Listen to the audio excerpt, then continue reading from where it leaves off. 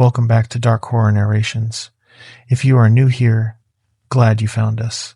This channel is your go-to spot for long-form horror stories built for the dark hours, the kind you put on when the house is quiet and the lights are off, and you need something in your ears that makes the silence feel less empty or more dangerous. Depends on the night. Before we get into it, where are you watching from tonight? Drop your location in the comments. Always wild to see how far this channel reaches. Alright, lights off, volume up, let us get into it. I broke protocol because I thought someone was dying down there. 26 years on the Mogollon Rim and I thought I knew what a distress flare looked like. I was wrong. What I found changed my blood work, my vision, and my ability to sleep in the dark. My name is Garrett Linden. I was a park ranger with the Arizona Department of Forestry and Fire Management from 1989 to 2015. I spent the bulk of those years assigned to the Mogollon Rim District, specifically the stretch between Woods Canyon and Chevelon Canyon, which is about 40 miles of the most remote, most vertical, most unforgiving terrain the state of Arizona has to offer. Red sandstone walls dropping 800 feet into drainage bottoms, choked with juniper and manzanita, side canyons that don't appear on commercial maps. Places where your radio cuts out and your GPS loses its mind because the canyon walls eat the signal. I retired in 2015. I'm 63 years old. I live in Payson now, about 40 minutes from the rim, which is closer than I'd like, but my wife's family is here and she won't move. That's fine. I don't go up to the rim anymore. Not for any reason. Not for fishing, not for hiking, not for the views. My doctor, my therapist, and the results of 3 separate blood panels all agree that whatever happened to me on the night of November 14th, 1997 did something to my body that none of them can explain, and the official incident report, the one you can request through the state's public records office, says I responded to a vehicle fire on Forest Road 51 and found nothing of note. That's not what happened. I need to give you some background, because none of this makes sense without it. The Mogollon Rim is not like other wilderness areas. I worked Yellowstone for 2 seasons before I transferred to Arizona, and Yellowstone has its own rules, its own dangers, but those dangers follow a logic. Bears behave like bears. Thermal features behave like thermal features. You learn the patterns, you respect them, and you go home alive. The rim doesn't follow patterns. I learned this on my 2nd week. My training officer was a man named Dale Purcell, 54 years old, 30 years on the rim, a quiet guy with sun-ruined skin and hands that shook slightly from a logging accident in his 20s. Dale drove me along the rim road on a Tuesday morning in September, pointing out trailheads and fire access roads, and somewhere around mile marker 41, he pulled the truck to the shoulder and turned off the engine. He pointed down into the canyon. The morning fog was thick in the bottom, rolling slow and white between the rock walls like a living thing. You see a flare come up out of there. He said, you log it, you radio it in, and you do not go down. I asked him what he meant by that. He looked at me for a long time. Dale had these gray eyes that never seemed to blink enough. He said, there is no one down there. If you see a flare, there is no one down there who sent it. You log the time, the color, the bearing, and you stay on the road. I laughed. I was 27 years old and I'd been through wilderness rescue certification, and I thought I knew things. Dale did not laugh. I'm serious, Lyndon. This is the only thing I will ever tell you that matters more than everything else combined. You do not descend into an unmarked canyon drainage on this section of the rim after dark for any reason, for any signal, no matter what you hear and no matter what you see. Not for a flare, not for a voice, not for a scream. You call it in and you wait for daylight. Are we clear? I told him we were clear. Over the next 8 years, I saw flares come up out of those canyons 6 times. Always at night. Always that same deep crimson color. Not the standard orange-red of a proper distress flare, but darker, almost arterial. They rose slow, much slower than a pyrotechnic flare should travel, and they didn't arc. They went straight up and then just stopped, like someone holding a candle in the sky, and then they faded. No pop. No smoke trail. No sound at all. Every time I logged it, time, color, bearing, estimated altitude, I radioed dispatch. Dispatch acknowledged. And every time when I checked the log the next morning, there was never a corresponding missing persons report, never a hiker overdue, never a vehicle parked at a trailhead without an owner. Whatever was sending those flares, it wasn't a person in distress. I started to believe Dale, without understanding why. Then Dale retired in 1995, heart condition. They gave him a plaque and a pension, and he moved to Flagstaff. I called him about once a month for the first year, then less. He never talked about the rim. In 1996, they assigned me a new partner, a younger guy named Travis Boone. Travis was 29, fresh from a stint with the Forest Service in Oregon, enthusiastic in a way that made me feel old. Good kid, strong hiker, could read a topo map faster than anyone I'd worked with. But he had that same thing I'd had when I started, that certainty that everything in the wilderness could be explained, categorized, and managed. I gave him the speech, the Dale speech. I stood with him at mile marker 41 and told him about the flares and told him, "You don't go down." Travis nodded. He wrote it in his field notebook, and I could see in his eyes that he didn't believe me, the same way I hadn't believed Dale. That's the thing about this work. You can't make someone believe it until they see it, and by the time they see it, you're already hoping they survive the lesson. November 14th, 1997, a Friday night. I remember this because Travis had asked for Saturday off for his girlfriend's birthday, and I'd approved it, which meant he was pulling a double shift on Friday to make up the hours. We were both on the Rim Road that night, but in separate trucks. Travis was covering the eastern section from Chevelon Canyon to the Blue Ridge turnoff. I had the western section from Woods Canyon to the General Crook trailhead. We checked in by radio every 90 minutes, standard procedure. The weather was cold, not freezing, but close, low 30s. The kind of cold that sits in your joints and makes your truck heater feel like it's doing nothing. Clear sky, no moon, stars sharp enough to cut. The rim gets dark in a way that people who've never been there can't understand. There are no towns visible from the road in that section, no ranch lights, no cell towers with blinking reds. Just the road, the forest on one side and the canyon on the other, and a darkness so total that your headlights feel like an intrusion. I had made my first pass from Woods Canyon to the Crook trailhead and back. Nothing. A few deer in the road. Checked the vault toilet at the trailhead, locked the access gate on a forest road that had been getting unauthorized traffic, normal shift work, quiet. My thermos of coffee was keeping me awake, and I had a book on tape playing, a John Grisham novel, which I mentioned because this is the last time I remember being relaxed. At 9:42 p.m., I saw the flare. I was parked at a pullout near mile marker 38, drinking coffee and filling out a vehicle inspection form on my clipboard. I saw the red light in my peripheral vision first. When I looked up through the windshield, there it was, rising out of the canyon to the south. Crimson, slow, no arc. Just a steady vertical climb like someone pulling a red coal on a string. I reached for the radio, but this time something was different. The flare didn't stop. It kept climbing. Usually they leveled off at maybe 200 feet above the canyon rim and faded. This one rose what I estimated to be 400 feet, 500, higher than any flare I'd seen, and then it pulsed. 3 times. Short, long, short. That's a distress pattern, not a standard one, not military, not maritime. But 3 pulses with that specific cadence is close enough to a universal signal that my training kicked in before my experience could stop it. I picked up the radio. "Dispatch, this is Rim 14. I've got a visual on an unmarked flare, bearing 175 from mile marker 38, crimson in color.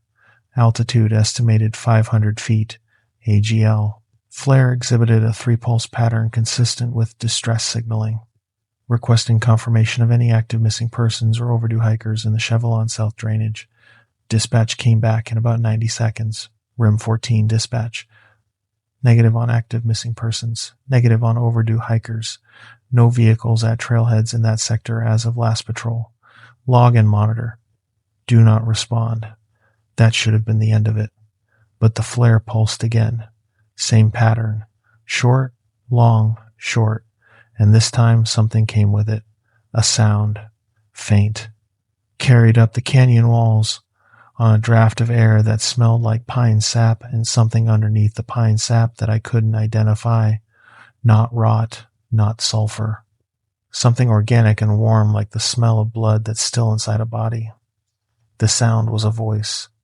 It was saying help, over and over, not screaming, not panicked. Just the word, spoken at a conversational volume, which should have been impossible for me to hear at that distance. The canyon floor was a good 600 feet below where I was parked. A voice at normal volume from that depth wouldn't reach the rim, not even close. The physics don't work, but I heard it, clear as someone standing outside my truck door. Help, help, help. I sat there for maybe 2 minutes, listening. The flare was still burning, the voice was still calling, and my hands were on the steering wheel, gripping it hard, because every instinct Dale had trained into me was screaming to stay put, and every reflex from my rescue training was pulling me toward the canyon edge. I tried the radio again. Dispatch, rim 14. The flare is still active. I'm hearing what sounds like a voice from the canyon floor. Possible distressed hiker, requesting permission to descend for a welfare check. Long pause. Then dispatch came back. Rim 14, hold your position. Be advised, you are not authorized for solo canyon descent at night. Nearest backup is Rim 22, ETA approximately 70 minutes. 70 minutes. Travis was all the way at the Blue Ridge end of his section, more than an hour away even at full speed on the rim road. And if someone was genuinely hurt at the bottom of that canyon, in low 30s temperatures, 70 minutes could mean the difference between hypothermia and death. I know what you're thinking. You're thinking I should have waited. You're right, I should have waited. Dale would have waited. Dale would have logged it and sat in his truck and gone home and slept fine. But Dale had 30 years of seeing those flares and knowing what they meant. I had 8 years of logging them and wondering. And that night, with that voice so clear and so human and so calm in its desperation, I made the decision that I have spent the last 27 years regretting. I told dispatch I was going to stage at the canyon rim for a closer assessment. That's not what I did. I grabbed my pack, my headlamp, my handheld radio, my sidearm, a coil of rope, and 2 space blankets from the emergency kit. I locked the truck and walked to the edge. There's an unofficial trail down into the Chevelon South drainage, about 200 yards west of mile marker 38. It's not on any map. Rangers know about it because we use it for body recoveries when hikers go off the rim. It's steep, loose rock, bad footing, and in daylight it takes about 40 minutes to reach the canyon floor. At night, with a headlamp, I figured an hour. The flare was still burning when I started down. That red glow filled the canyon below me like the walls were blushing. It lit the sandstone in a way that made the rock look wet, look alive. And I remember thinking that was a strange thing to notice. While I was supposed to be focused on my footing, the voice had stopped. That should have been the first warning. If someone is injured and calling for help and they hear a rescuer coming, they call louder. They call with direction. They say things like, "Down here," or "I can see your light." The silence meant one of two things. Either they'd lost consciousness, or there had never been a voice at all. I kept going.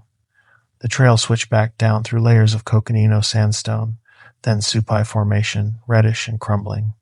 My headlamp caught the usual things. Prickly pear growing out of cracks, pack rat middens, lizard scat, normal, everything normal. My boots crunched on loose gravel, and the sound echoed off the walls in a way that made it sound like someone was walking behind me. I stopped 3 times to listen. Nothing. About 15 minutes into the descent, around the 4th switchback, my headlamp caught something I almost walked past. A boot print in a patch of soft soil between 2 rocks, clearly defined. Fresh. A hiking boot, lug sole, maybe size 10.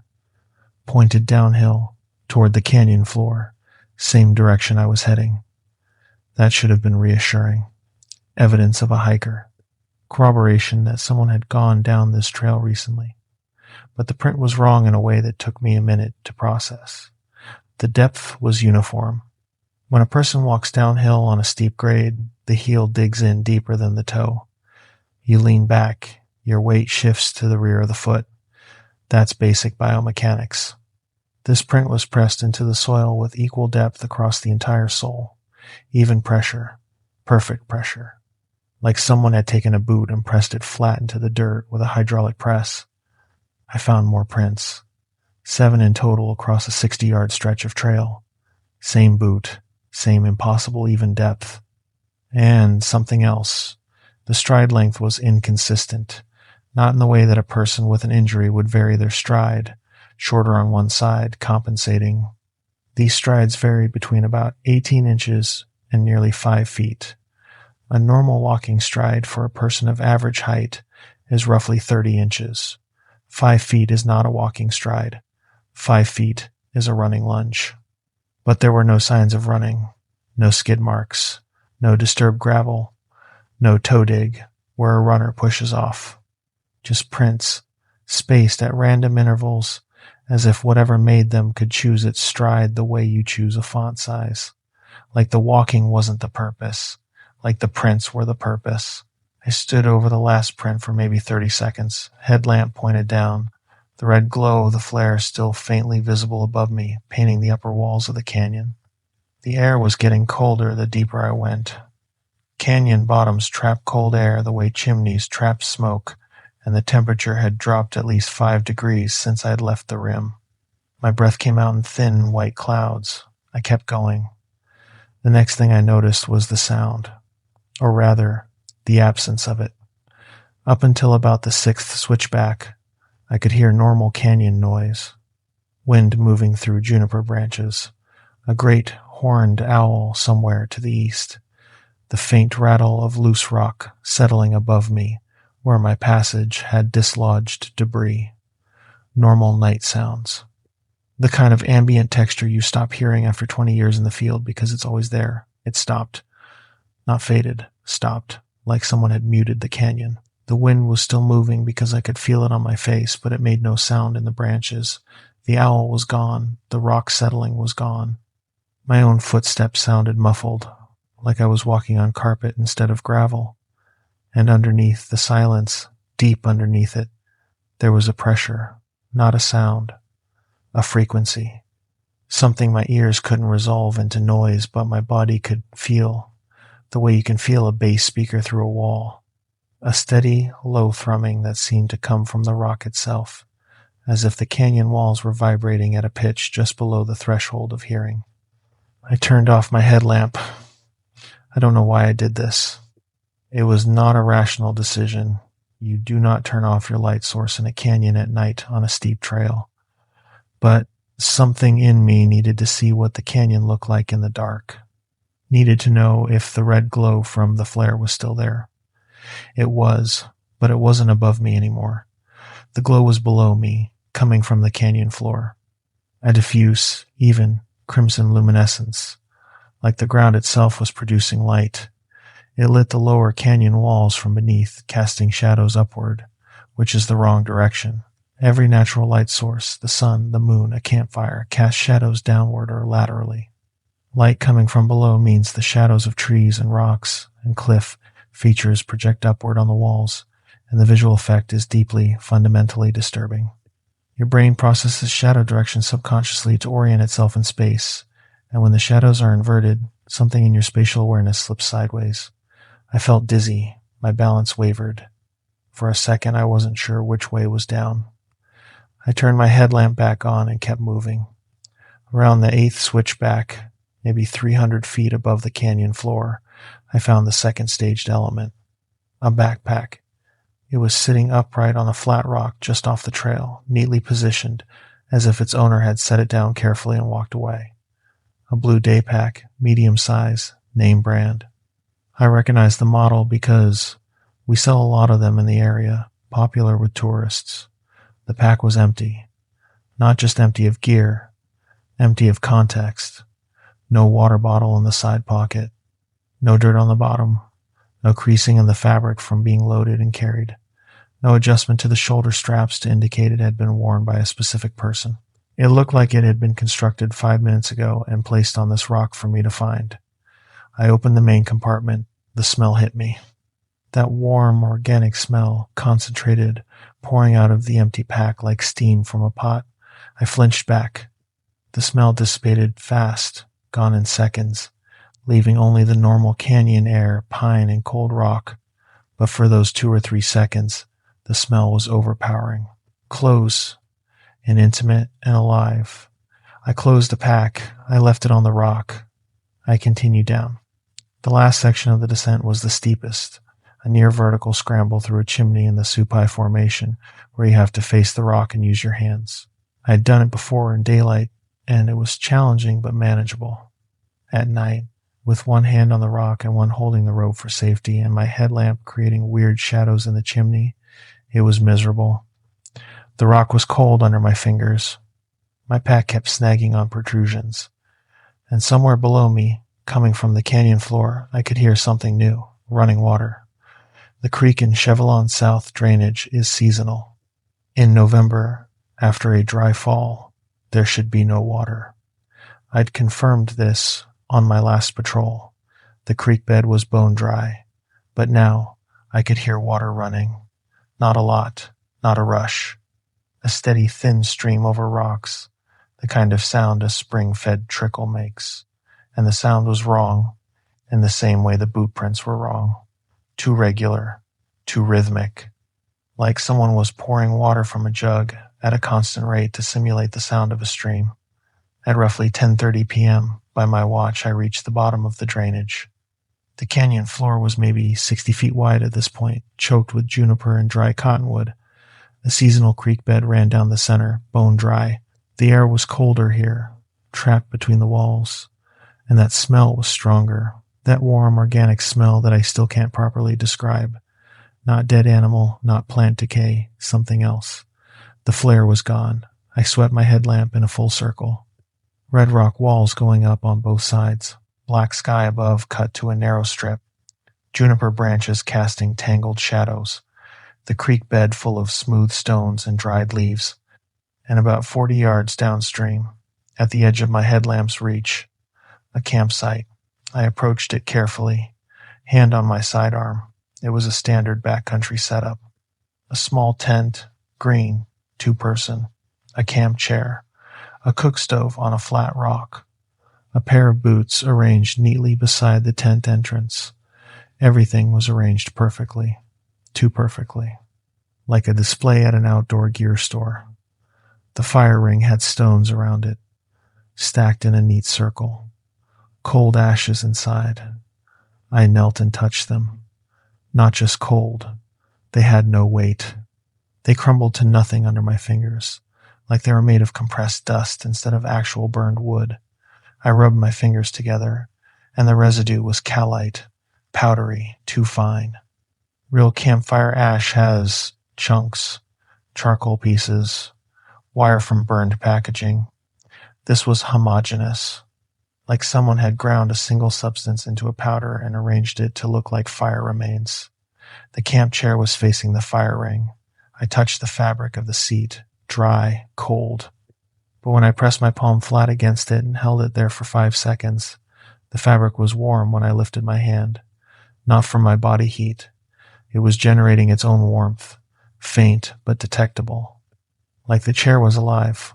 Like the entire campsite was a single organism arranged in the shape of human habitation. I noticed the boots beside the tent, hiking boots, laced up, positioned parallel, toes pointed toward the tent entrance, the way a careful person sets their boots at night so they can step into them in the morning. I picked one up. It was heavy, solid, real leather, Vibram sole, worn treads. This was an actual boot, not a prop. It had dirt on it. It had wear on the heel. It had the crease across the toe box that forms after miles of walking. But when I turned it over, the sole was wrong. The tread pattern was standard, a lug pattern you'd see on any hiking boot. But the wear was symmetric, perfectly symmetric. Both boots, identical wear. Same spots worn down, same spots preserved. When a person walks, one foot always leads. One heel always drags slightly more. One toe always flexes harder. The wear is always asymmetric. These boots had been worn by something that walked with perfect bilateral symmetry. Something that distributed its weight identically on both feet with every single step. I put the boot down. I unzipped the tent. My headlamp lit up the interior, sleeping bag, pillow. A paperback book, face down, pages spread open. A water bottle. Everything you'd expect. I picked up the book. It was warm. Not residual warmth from a sleeping bag. Warm like something alive had been holding it. The pages were blank. Every single page. The cover had a title and an author name. But when I looked at them directly, they slid out of focus, like trying to read in a dream. I could see that there were letters, but I could not make my brain assemble them into words. I dropped the book. The water bottle was empty. Not just empty, dry inside. No residual moisture. No water stains, like it had never held liquid. I backed out of the tent and stood up, and that's when I heard the voice again. Hello? Is someone there? Oh, thank God. I've been down here since yesterday. I think my ankle is broken. It came from downstream, maybe 100 yards. Male voice, mid-30s. Clear, coherent, appropriately distressed. Everything you'd want to hear during a rescue. I called back. This is Park Ranger Linden. I'm coming to you.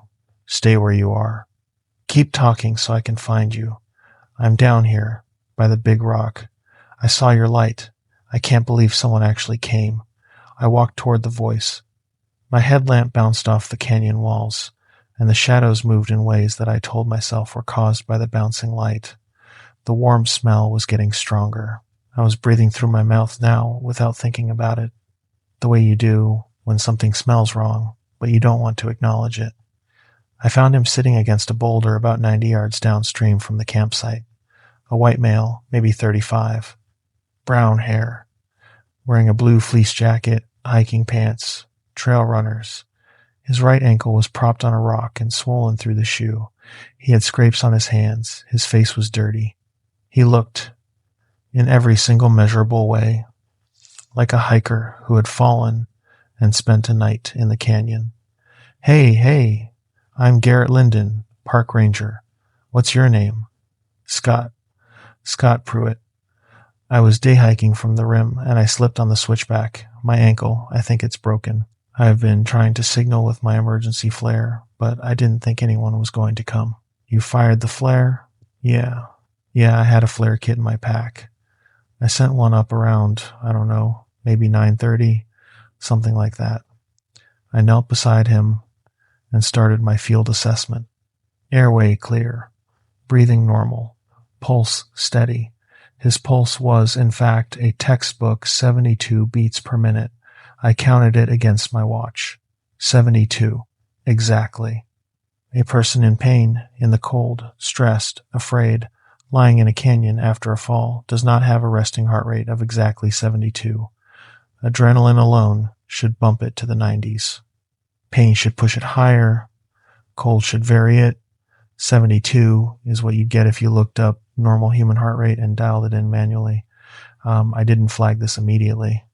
It registered somewhere in the back of my mind, filed alongside the other oddities I hadn't fully processed yet.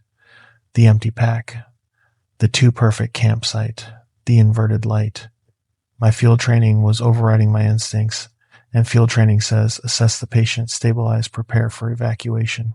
So I kept going. I reached for his ankle and gently pressed above the swelling through his shoe. Does this hurt? Yeah, right there. That's the worst spot. His pain response was correct. Wince. Slight pullback of the foot. Sharp intake of breath. Textbook. But I've handled maybe 200 ankle injuries in my career. Sprains, fractures, dislocations. Every one of them is different. Every person reacts uniquely. Some people curse. Some people go quiet. Some people try to minimize it because they're embarrassed. Some people cry. The variation is what makes it real. His response had no variation. It was the median reaction the statistical average of all possible pain responses, and it played out in exactly the same sequence every time I palpated a new spot. Wince, pull back, sharp breath, the same 3-beat rhythm. Like a recording, I moved my hands to his knee. How about here? A little tender, but the ankle's the main thing. I moved to his shin. Applied pressure. That's okay, just the ankle. Each response arrived at the same interval after my touch. Half a second. Precisely. Not a fast reaction like someone anticipating pain. Not a delayed reaction like someone with nerve issues. Half a second. Every time. Everything was right. His responses were right. His pain reactions were right. His story was plausible. A day hiker with a flare kit who slipped on the switchback, broke his ankle, and spent the night. It happens. I've done a dozen rescues exactly like this. But 3 things were wrong, and I noticed all 3 of them in the span of about 10 seconds. The first thing was his boots. He was wearing trail runners. They were clean. Not just didn't get that muddy clean. Clean like they'd come out of a box that afternoon. The soles had no wear. No dust in the treads, no scuffs on the toe caps. He said he'd hiked down from the rim, which means he'd walked at minimum 2 miles on sandstone and loose rock, and his shoes looked brand new. The second thing was the temperature. He said he'd been down here since yesterday. It was the middle of November. Nighttime temps in the canyon were dropping into the mid-20s. He was wearing a fleece jacket, no hat, no gloves, no insulating layer. A person who spent a night in 25-degree weather in a fleece jacket would be hypothermic. His skin should have been cold, his speech slow, his coordination impaired. He felt warm to the touch. His skin was warm, not feverish, not flushed, just warm, like he'd been sitting in a heated room. The third thing was his shadow. My headlamp was on the right side of my head. It cast shadows to the left. Every object in that canyon, every rock, every branch, every piece of my own gear, threw a shadow to the left, consistent with the light source. His shadow went in the wrong direction. Not dramatically wrong, not enough that you'd see it if you weren't paying attention, but his shadow pointed slightly behind him and to the right, about 15 degrees off from where it should have been, like he was being lit by a different source than the one on my head. I'm a ranger. I'm not a scientist. I don't have explanations for what a wrong shadow means, but I can tell you that the moment I noticed it, something in my body changed. Some alarm that lives deeper than thought, deeper than training, somewhere in the part of the brain that kept our ancestors from being eaten. It fired. My hand was still on his ankle. He was looking at me, and he was smiling. Not a big smile, not a threatening smile. Just a small, patient, knowing smile, like he'd been waiting for me to notice, like this was the part he enjoyed. Is everything okay, Ranger? I took my hand off his ankle. I stood up. I stepped back, and I said something that I'm not proud of because it was not professional and it was not protocol, but it was the only thing that came out of my mouth. What are you? The smile didn't change, but his eyes did. Not the color, not the shape, the depth. The best way I can describe it is that his eyes looked suddenly deeper than they should have been, like looking into a room through a keyhole and seeing that the room is much larger than the building that contains it. There was too much behind his eyes, too much intelligence, too much patience, too much time. I'm Scott, he said. Scott Pruitt. I'm a hiker. I broke my ankle. No, you didn't. I had my hand on my sidearm. I hadn't drawn it. I wasn't sure a firearm would help, but the weight of it against my palm was the only thing keeping me from running. He looked down at his ankle. The swelling was gone. Not reduced. Gone. His foot looked perfectly normal. He looked back up at me with that same small smile. That's fair, he said. His voice changed. Not the pitch. Not the accent. Something underneath the voice, like a second set of vocal cords, had engaged, deeper and resonant and wrong in a way that vibrated in my chest. You weren't supposed to come down, he said. They usually don't. You're the first one in a long time. I drew my sidearm. I pointed it at him. My hand was steady. because it's been steady my whole career, but the rest of my body was shaking. My legs were shaking. My jaw was shaking. "What are you?" I said again. He stood up. The broken ankle bore his weight perfectly. He rose to his full height, and that was when the proportions started to slip. He'd been sitting down, and everything had looked right. Standing up, his arms were too long. Not grotesquely. Maybe 3 inches longer than they should have been for his torso. His fingers extended past his mid-thigh, and his posture had a slight forward lean, like his spine had one too many vertebrae, like his center of gravity was in the wrong place. "Put that away," he said, and he meant the gun. "You know it won't do anything. Stay where you are." He tilted his head. Not the way a human tilts their head when they're curious. A human tilts from the neck.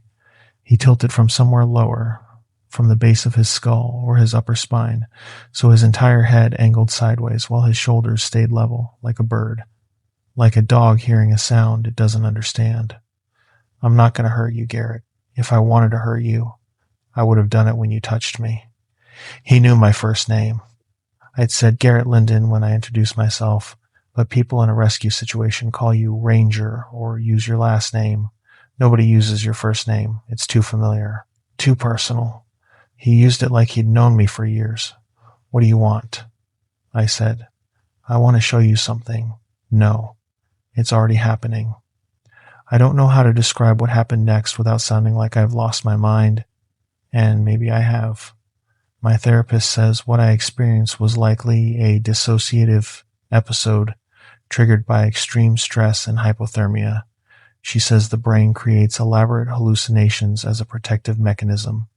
She says this in a very calm voice while she writes in her notebook, and I sit there and let her say it because the alternative is the truth, and the truth is worse. The canyon changed. Not all at once. The walls didn't melt. The ground didn't shift. It was subtler than that. The colors changed first. The red sandstone went gray.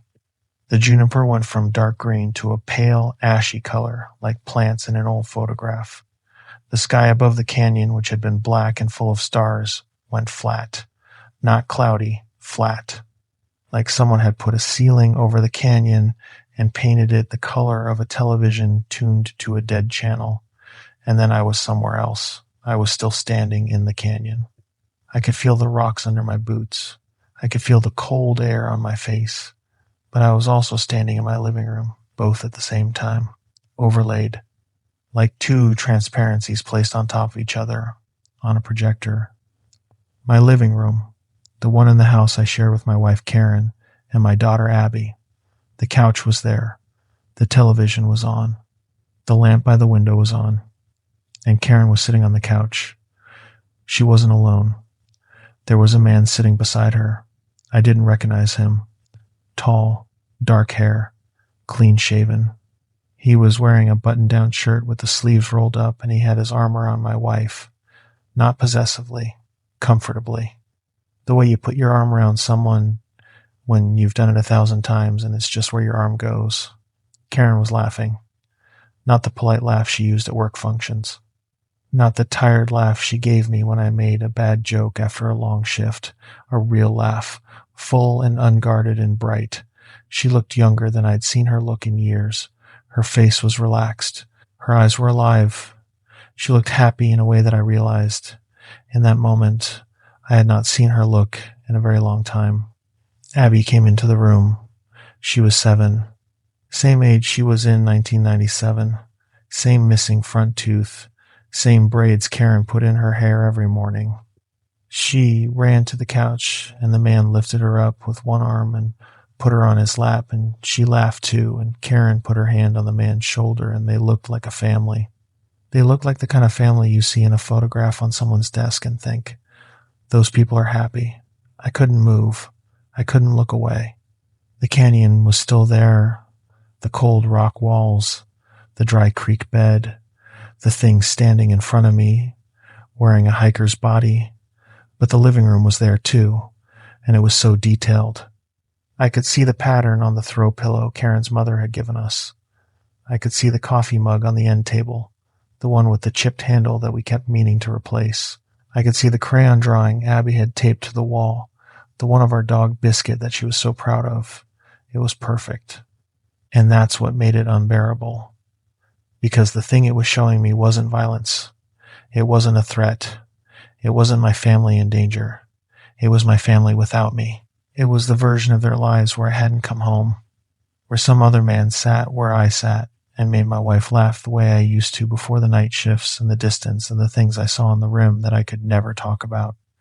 It was showing me that they could be replaced, that I could be replaced, that the hole I'd leave in the world would fill itself in, and the people I loved would not only survive my absence, but might, possibly, be better for it.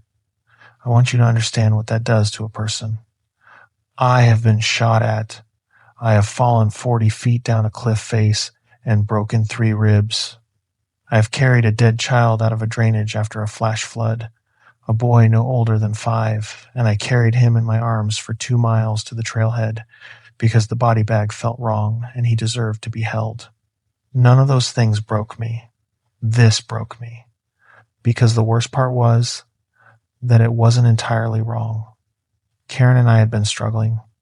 I was working too much. I was gone too much. I was carrying things from the rim that I couldn't put down and couldn't share, and they were making me distant, making me quiet, making me the kind of husband who sits in the same room as his wife and feels 1,000 miles away. I knew this. I knew I was failing them. And now this thing, this entity, this predator, was showing me the logical conclusion of that failure, and it was dressed in warmth and laughter and my daughter's smile. The man on the couch looked up. He looked directly at me, not at the place where I was standing in the living room, because I wasn't in the living room. He looked at me in the canyon, through the vision, across whatever bridge this thing had built between what was real and what it wanted me to see. He smiled, and it was the same smile, the same patient, knowing, small smile that the hiker had worn, the same expression on a different face. See? Said the thing in the canyon. It had moved closer. I hadn't seen it move. It was 10 feet away now instead of 20. Its voice had that double quality, the resonance underneath, like 2 things speaking in sync. Everyone has a version of themselves that they're afraid of, the version that already left, the version that didn't come back. I just hold up the mirror. It's not real, I said. Does that matter? The living room flickered, like a bad signal. Karen turned her head toward where I was standing, and for 1 second her face changed. The happiness was gone. She looked exhausted. She looked the way she looked when I came home at midnight and she was already asleep, and I stood in the bedroom doorway watching her breathe and wondering when we'd stop being able to talk to each other. Then the other face came back, the happy one, the one without me. It could be real, the thing said. That's the part that hurts, isn't it? Not that I'm showing you a lie, but that I'm showing you something possible. The vision collapsed. Like someone pulled a plug. The living room was gone. The man was gone. Karen and Abby were gone. I was standing in the canyon, headlamp on, gun in my hand, and the thing that looked like a hiker was standing close enough that I could have reached out and touched it. Its face was doing something. The features were rearranging, not dramatically, not like a special effect in a movie, micro adjustments. The nose getting slightly thinner, the jaw slightly wider, the brow slightly heavier. It was cycling through faces, like it was looking for the right one, like it was trying on identities the way you try on shirts. For about 3 seconds, it wore my face, my exact face. My jaw, my brow, the scar on my chin from a childhood bike accident, the way my left eyelid droops slightly when I'm tired, my face, on its body, with those 2 long arms and that wrong posture, looking at me with my own eyes. Then it moved past my face and settled on something else, something that wasn't a person. The features pulled back, simplified, became geometric. High cheekbones that were too sharp, a jaw too narrow and too long, Skin that had no pores, no imperfections, stretched over a skull structure that was close to human but optimized for something different. The eyes went dark. Not brown, not black. Dark the way a hole is dark, the way absence is dark, and the mouth opened, and it was too wide. The lips peeled back past where lips should stop, almost to the ears, and inside there were no teeth, just smooth, wet, pale gum tissue, a mouth made for swallowing, not chewing. A mouth that was one continuous surface. I fired. I know I said earlier that I knew the gun wouldn't work, but fear doesn't negotiate with knowledge. My body pulled the trigger twice. The reports were enormous in the canyon, echoing off the walls like thunder, and I saw the bullets hit center mass, saw the fleece jacket punch inward at the point of impact, and the thing didn't bleed. It didn't stagger. It didn't flinch. It looked down at the entry points in the jacket, two neat holes about 4 inches apart, and it looked back up at me, and the wide mouth closed, and the face reassembled into something close to the hiker. That was rude, it said. I ran. I can tell you that a person can run faster when something impossible is behind them than they've ever run before. I can tell you that the trail I'd taken 40 minutes to descend, I climbed back in under 20. I can tell you that I dropped my pack somewhere in the first 100 yards, and I didn't care. I can tell you that I kept my headlamp on and my sidearm in my hand, and I never looked back, not once, because I understood with absolute clarity that looking back would mean stopping, and stopping would mean it would catch me, and I did not want to find out what happened when it caught me. But first I have to tell you what happened in the seconds between the gunshots and the running, because those seconds contain the worst part. After I shot it, after it looked at the bullet holes and said, "That was rude," it did something with its face. Not the morphing, not the identity cycling, something else. Its expression became mine. Not my face, its face, the hiker's face, the one called Scott Pruitt, but my expression, the specific arrangement of muscles around the eyes and mouth that I make when I'm alone in the truck at the end of a long shift, when I think nobody's watching, when the professional mask drops and the tiredness shows. That private face, the one Karen sees when she wakes up in the middle of the night and catches me staring at the ceiling. The one that says, "I'm carrying something too heavy and I've been carrying it too long and I don't know how to put it down." It wore that expression, and it said in my voice, in my exact cadence and inflection, "She's going to leave you, you know, not today, not this year, but eventually, not because she stops loving you, because you stop being present. You'll be there, but you won't be there. You'll be thinking about this canyon. You'll be thinking about me." And she'll look at you across the dinner table and she'll realize she's eating dinner alone, even though you're sitting right across from her. And then in Karen's voice, perfect, warm, tired, "Exactly, Karen. I just wish you'd talk to me. Garrett." My wife's voice coming out of that too wide mouth in the dark at the bottom of a canyon 800 feet below the world I knew. The intimacy of it, the invasion. It knew the exact words she used. Not "I wish you'd open up," not "Why won't you tell me what's wrong," the specific, particular phrasing she used. "I just wish you'd talk to me." That was when I ran. I can tell you that I dropped my pack somewhere in the first 100 yards, and I didn't care. I scrambled up the trail on pure adrenal terror, my headlamp beam bouncing, my boots slipping on loose rock, my hands grabbing at juniper branches and sandstone ledges.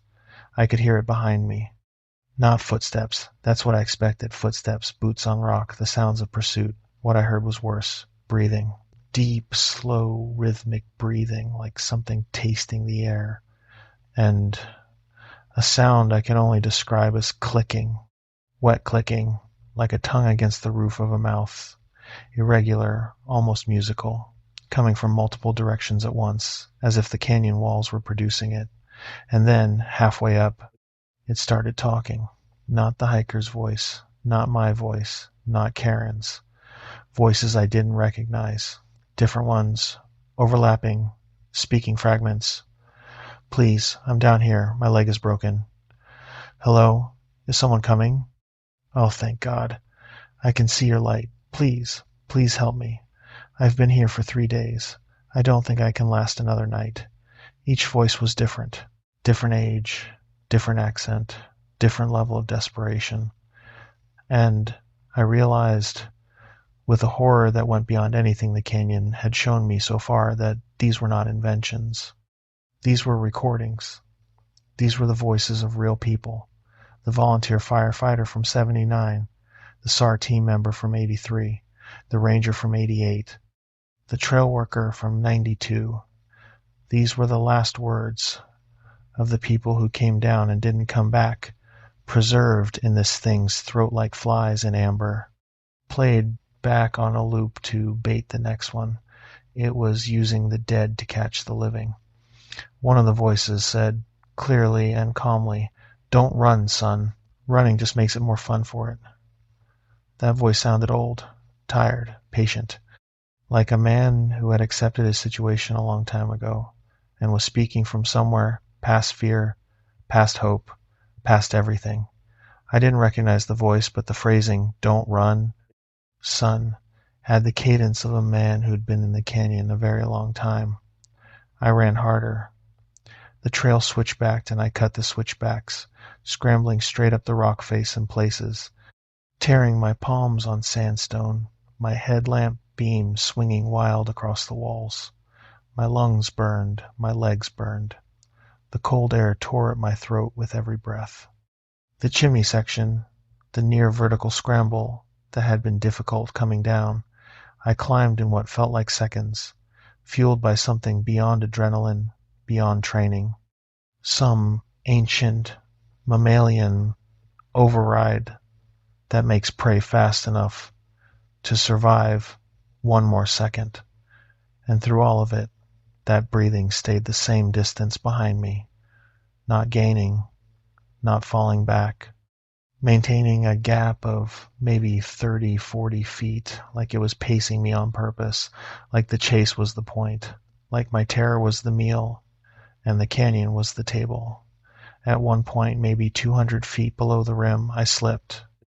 My boot hit a patch of loose scree, and my foot went out from under me, and I fell hard, slamming my left shoulder into a rock outcropping, and for about 3 seconds I was on the ground, looking uphill, my headlamp pointing at the dark sky above the canyon.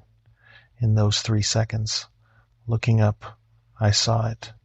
Not behind me, above me, on the canyon wall, climbing, 40 feet above my position and slightly to the right, moving across the vertical sandstone face with a fluidity that defied everything I understood about body mechanics.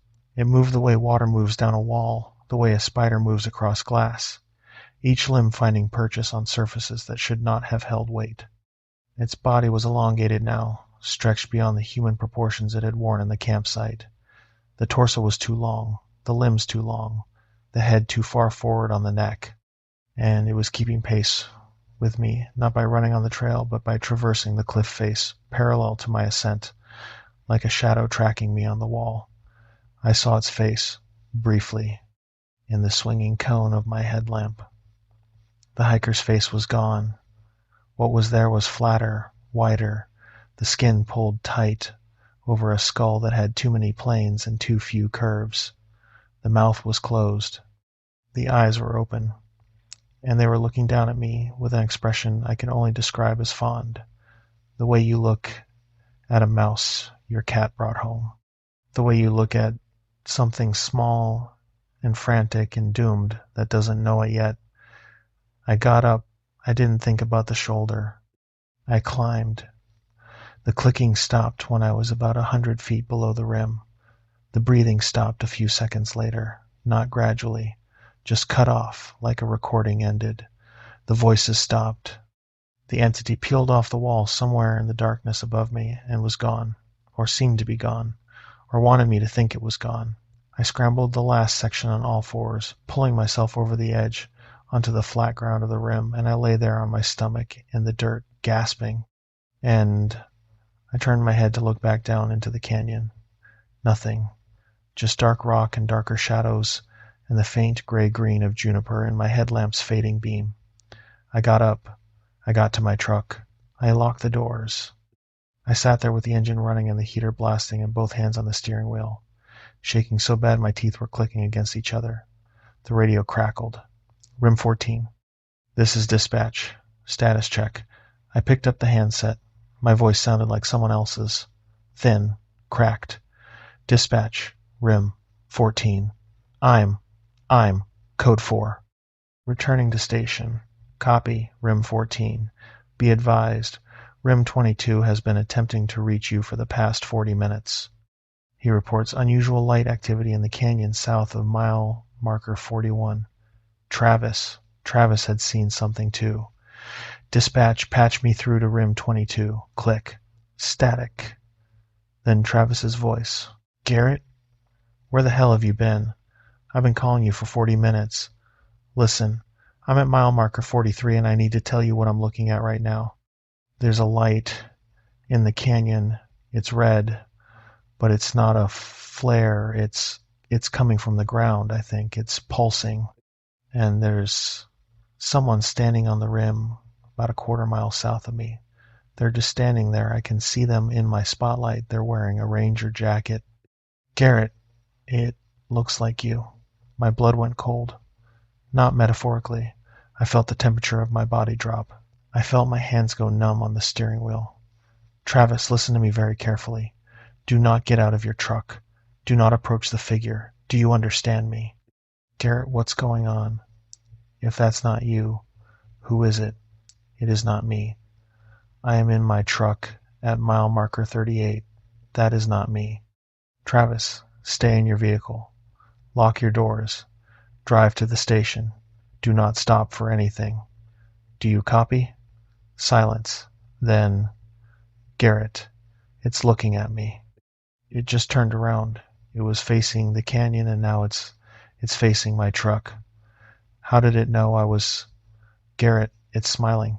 Travis, drive. Now. I heard his engine start through the radio. Tires on gravel. Then his voice again, shaky, higher than normal. I'm moving. Garrett, what is that thing? Don't look at it. Watch the road. Drive to the station. I'll meet you there. I put the truck in drive and I headed east on the rim road. Toward Travis. Toward the station. Away from whatever I'd left at the bottom of that canyon. I met Travis at the Mogollon Rim station at 11:22 p.m. He was already inside, sitting in one of the plastic chairs in the front office, his hat off, his face white, not pale, white, like someone had drained the pigment from his skin. His hands were wrapped around a coffee mug, but he wasn't drinking. He was just holding it, staring at the surface of the coffee. He looked up when I came in. Garrett, your jacket. I looked down. My ranger jacket. I was wearing it. Same jacket I always wore. What about it? The thing on the rim. The one I saw. It was wearing that jacket. Same patches. Same reflective strips. Same everything. Except the sleeves were too long. Too long. Just like the arms. We sat in the station for 3 hours. We talked about what happened. I told him everything. The campsite, the hiker, the vision, the face. He told me what he'd seen. The figure on the rim had been standing at the edge, facing the canyon, motionless. When he'd hit it with his spotlight from the truck, it had turned slowly, and the face had been mine, my face, my features, accurate enough that he'd almost called my name. But the proportions were wrong. The arms reached past the knees, the head sat too far forward on the neck, and when it smiled, the mouth was too wide.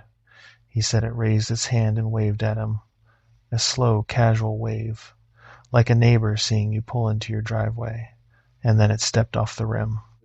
800 feet of vertical cliff. It stepped off like stepping off a curb. He heard no impact. He said something else that I've thought about every day since. He said that for about 10 seconds before the figure stepped off the rim, it spoke, not to him, to itself, or to something else that he couldn't see. It spoke in a voice that was mine but not mine, a version of my voice with that same doubled resonance, that second set of vocal cords underneath. And what it said, facing the canyon, arms at its sides, wearing my jacket on a body that wasn't shaped right, was this. He came down. He actually came down. It's been so long since one of them came down. Travis said the thing sounded happy. Not predatory, not hungry. Happy. The simple, uncomplicated happiness of something that had been patient for a very long time and had finally gotten what it wanted. And the thing it wanted wasn't to catch me or kill me or eat me. The thing it wanted was for someone to care enough about a stranger's suffering to climb 800 feet into the dark. It was feeding on compassion. That's the part that keeps me up. Not the fear. Not the clicking. Not the visions. The fact that the bait works because people are good.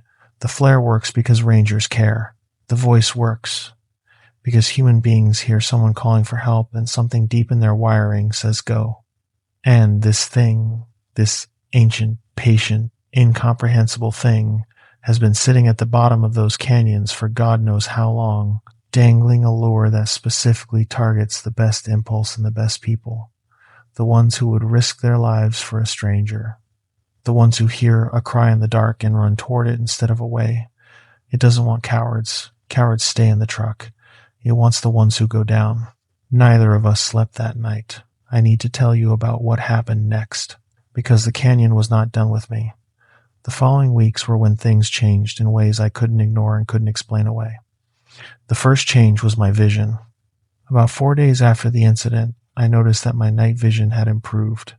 Not slightly, dramatically. I could see in darkness. That should have been total. I woke up at 2 a.m. and the bedroom was as clear to me as midday. Not lit up, not bright, but detailed. I could see the grain of the wood on the dresser. I could see individual fibers in the carpet. I could read the titles on the books on the nightstand. Karen was asleep beside me, and I could see the individual hairs on her head. My eyes felt wrong, not painful. Heavy, full, like they'd been filled with something denser than what had been there before. I went to the bathroom and looked in the mirror. My pupils were dilated, not just in the dark, where dilation is normal. They stayed dilated. In the bathroom light, fluorescent, bright, my pupils were blown wide, almost obliterating the iris. I looked like I was on drugs. I went to the doctor. Dr. Kessler, our family physician. He shined a penlight in my eyes and his expression changed. Your pupils aren't responding to light, he said. What does that mean? It means, well, normally pupils constrict in response to direct light. Yours are fixed, both of them, fixed and dilated. This can indicate there are several conditions. Have you had any head trauma recently? Drug use? Exposure to any chemicals?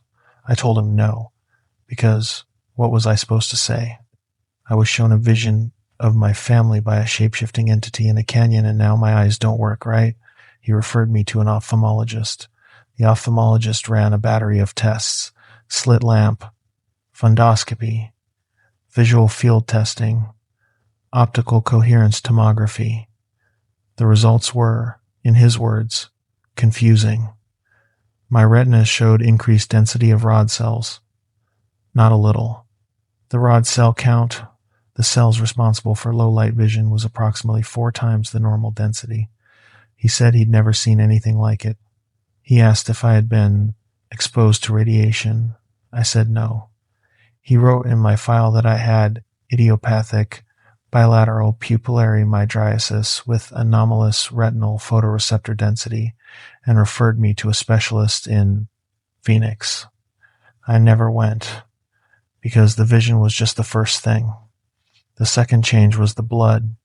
The department required annual physicals.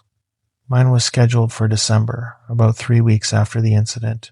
The blood work came back flagged. The lab called my doctor. My doctor called me. There were abnormalities. Multiple. My white blood cell count was elevated, not infection level elevated. Higher. Significantly higher. But the differential was wrong. The ratio of cell types didn't match any known infection or immune response. The lab tech had actually rerun the sample because they thought it was contaminated. My hemoglobin was elevated. Not enough to be polycythemia, but trending in a direction that suggested my blood was carrying more oxygen than it should be. My resting heart rate, which had always been around 68 beats per minute, was down to 51, not athlete level, but lower than it had ever been. And there was something in my blood that the lab couldn't identify. They called it an uncharacterized protein, a molecule that showed up consistently across 3 separate samples. They sent it to the state lab. The state lab sent it to a university research facility. I never got a definitive answer about what it was. The university wrote a 3-page letter that used the phrase novel protein of undetermined origin 4 times and concluded with a recommendation for further study. Nobody studied it further.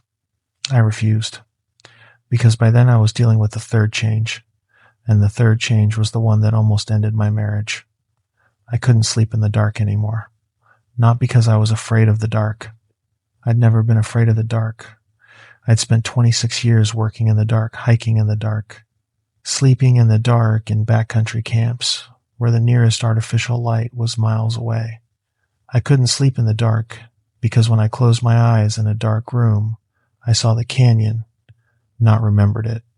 Saw it, present tense, active, like a window had been left open in my mind, and through that window I could see the canyon floor, the dry creek bed, the juniper, the red rock walls. And in the canyon, something moved. Something tall and thin and patient, walking the creek bed, looking up at the rim, looking for the next light, the next truck, the next person who might come down. And sometimes it looked back at me through the window. Sometimes it waved. Karen found me sleeping on the couch with every light in the house on. She found me sleeping in the truck in the driveway with the headlights on and the engine running. She found me standing in Abby's room at 3 a.m, just standing there watching my daughter sleep, not because I was worried about her, but because seeing her real and present and mine, was the only thing that made the living room vision stop replaying. She sat me down one night in late December. Abby was at a sleepover. The house was quiet. Karen looked at me across the kitchen table with the expression of a woman who loved her husband and was terrified of what was happening to him and didn't know how to say it. Garrett, what happened to you? I can't tell you. You have to tell me something. You don't sleep. You leave every light on. You stand in Abby's room in the middle of the night. Your doctor calls with test results that scare him. You're scaring me. I looked at my wife. I looked at her face. The real face. Tired. Worried. Lines around her eyes that I loved, because I'd watched them form over years. This was not the laughing woman on the couch with another man. This was Karen. My Karen. The woman who had chosen me and stayed with me through 2 decades of night shifts and bad pay and the accumulated weight of every body I'd carried out of the wilderness. I couldn't tell her the truth. I couldn't tell her that something in a canyon had reached inside my head and shown me a version of her life where she was happier without me. I couldn't tell her that, because saying it would be admitting that I believed it was possible, and believing it was possible would be letting that thing win. I saw something on the rim, I said. Something bad. I can't talk about it, but I'm going to be okay. She didn't believe me, but she stayed. She turned on the bedroom light at night so I could sleep. She stopped asking questions. She watched me with that careful, quiet attention of a person waiting for something to either get better or break completely. I went back to work in January. Travis and I never talked about that night again. Not never as in we avoided it, never as in we silently and mutually agreed that speaking about it would make it more real than we could handle. He'd had his own changes, nothing as severe as mine. But he told me once, in February, while we were checking a trailhead gate, that he'd started hearing clicking sounds at night. Not in the canyon, in his apartment. Wet clicking, like a tongue. He'd search every room and find nothing. The clicking would stop when he turned on a light. He'd started sleeping with his bathroom light on and his bedroom door open. I reported the incident formally through channels. I filed the standard form. Ranger observed unmarked flare activity in Chevelon South drainage. Ranger investigated on foot, found abandoned campsite with no owner identified, no persons located, returned to vehicle. End of report. I filed it because the form required filing and because I knew that if I wrote what actually happened, I'd be pulled from field duty and evaluated. And field duty was the only thing keeping me sane.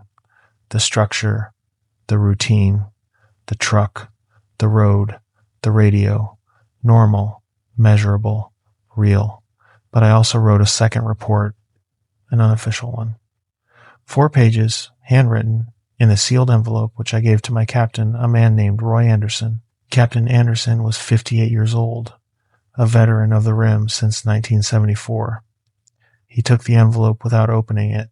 He put it in the bottom drawer of his desk, which I noticed already contained at least a dozen similar envelopes, yellowed, some of them thick, some of them thin. He looked at me and said, "How bad?" "Bad," he nodded. "The bottom drawer has envelopes going back to 78, he said. Before that, they kept them in a filing cabinet at the old Coles Ranch station. That cabinet burned in the Dude Fire in 1990. Nobody knows if the fire was natural. How many reports? 47. Mine is in there too. 1981. I stared at him. I had worked under Roy Anderson for 6 years, and he had never once mentioned anything like this. He had never given me the speech. He had never told me about the flares. That had been Dale. "Why didn't you tell me?" I said. "Because you wouldn't have believed me. Nobody does until they go down. And you can't stop someone from going down if they've decided to go. Dale tried. Dale told everyone. Didn't matter. They go down anyway. All you can do is make sure they come back up. Not everyone comes back up." Roy looked at me for a long time. His face in the fluorescent light of the station office was mapped with lines. Not just age lines, worry lines. The kind that form when a person has spent decades carrying knowledge that nobody would believe and nobody should have to carry. "No," he said. "Not everyone." He pulled a cigarette from the pack on his desk and lit it, which was against station policy, and he smoked it down to the filter before he spoke again. The smoke hung in the still air. The clock on the wall ticked. "I went down in 81, he said. June. Broad daylight. Afternoon. I saw a flare that shouldn't have been visible in daylight, but it was this dark red smudge against the blue sky, and I went down because a tourist had reported hearing someone yelling for help an hour earlier. I thought it was legitimate. I found a man sitting against a rock with a broken leg. He gave me a name. He gave me a plausible story. He had a pulse. He was warm. And about 20 minutes into my assessment, he asked me a question that made no sense." "What did he ask?" "He asked me how my mother was doing. My mother had been dead for 3 years. He knew her name. He described her house, the one she'd lived in before she died, in Safford. He described the rose bushes she kept in the front yard, the red ones. And then he told me, in my mother's voice, in her exact Appalachian accent, that she was proud of me and that she wanted me to come closer. That she was down here and she was waiting and all I had to do was keep walking downstream." Roy crushed the cigarette in the ashtray. "I ran, same as you, hearing the same things you heard. The clicking, the breathing, the voices. I came up and I sat in my truck and I drove home and I held my wife and I never told her why. What changed your blood? My hearing. Not my eyes. My hearing. I can hear things I shouldn't be able to hear. Conversations across rooms. Heartbeats through walls. Electrical current in the wiring of my house. It never stopped. 17 years now." He looked at me. "What did it change in you?" "My eyes." He nodded, like he expected it. Like every person who came back up lost one thing and gained another. He opened the bottom drawer again and pulled out a ledger. Not a standard department ledger. A composition notebook. The kind you buy at a drugstore. Black and white marbled cover. He opened it to a page near the middle. "Since 1974, he said, 23 rangers, volunteers, and search and rescue personnel have descended into the Chevelon South drainage or the adjacent unnamed canyons in response to visual signals. Flares, lights, fires, reflections. Of those 23, 19 came back up. 4 did not. Who were the 4? Volunteer firefighter in 79. SAR team member in 83, a ranger in 88, and a Forest Service trail crew worker in 92. All 4 descended alone. All 4 descended at night.